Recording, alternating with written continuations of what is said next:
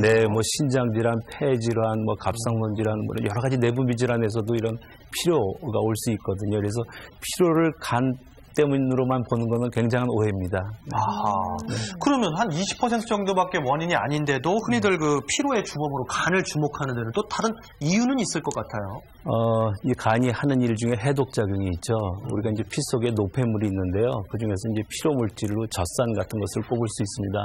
이런 피로물질은 간 기능이 저하되면 분해하는 능력이 떨어져서 이게 쌓이게 되죠. 그래서 피로를 많이 느낄 수 있습니다. 네. 근데 피로의 원인을 저도 찾아보면요. 집안일도 있고, 육아도 있고, 뒷바라지도 있고, 일도 해야 되고, 여러 가지가 있는데 이거를 다 없앨 수는 없잖아요. 해야 되는 일인 거잖아요.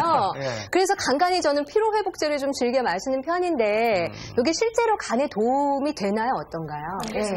네, 피로회복제는 그 일시적으로 각성 효과를 줄 뿐이지 간 기능 자체를 향상시켜주는 것은 아닙니다. 그렇기 때문에 피로회복 드링크제를 많이 마시게 되다 보면 그 안에 포함된 타우린이나 어떤 카페인 같은 데에 의존할 수 있게 되어서 오히려 몸이 더 피곤해질 수 있기 때문에 습관적으로 마시는 것은 좋지 않겠습니다.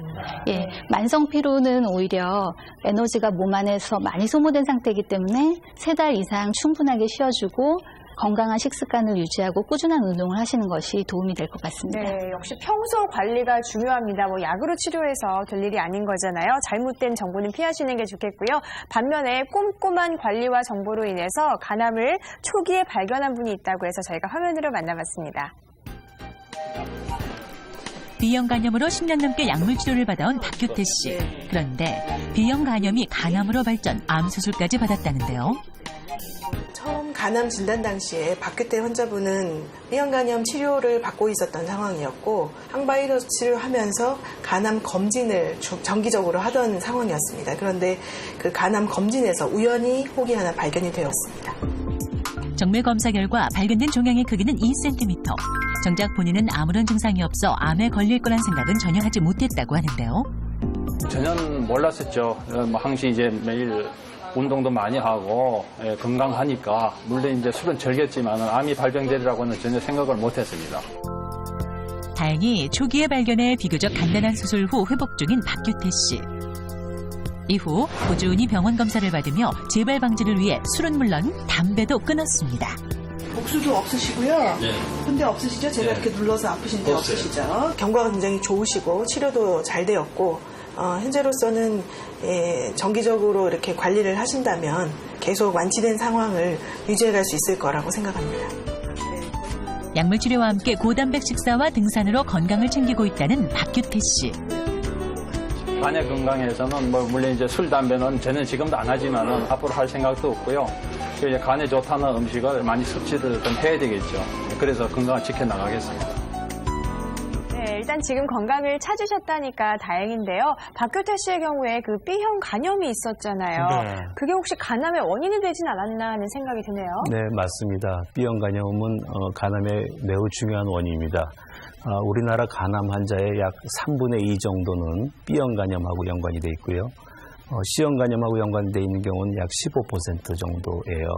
근데 이 박규태 씨는 보니까 그래도 늘 자기가 간 질환이 있는 걸 알고 있었기 때문에 늘 검진을 받으셨어요. 그래서 이렇게 조기 상태에서 발견돼가지고 아마 예후가 굉장히 좋으실 것 같습니다. 근데 참 무서운 게요.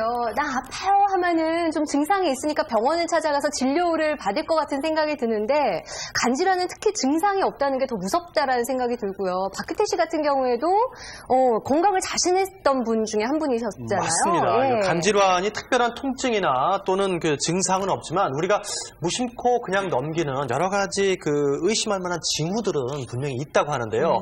이런 증상이 혹시 간 때문이 아닌지 한번 의심해 보시면 좋을 것 같습니다. 한번 보도록 할까요? 첫 번째는요.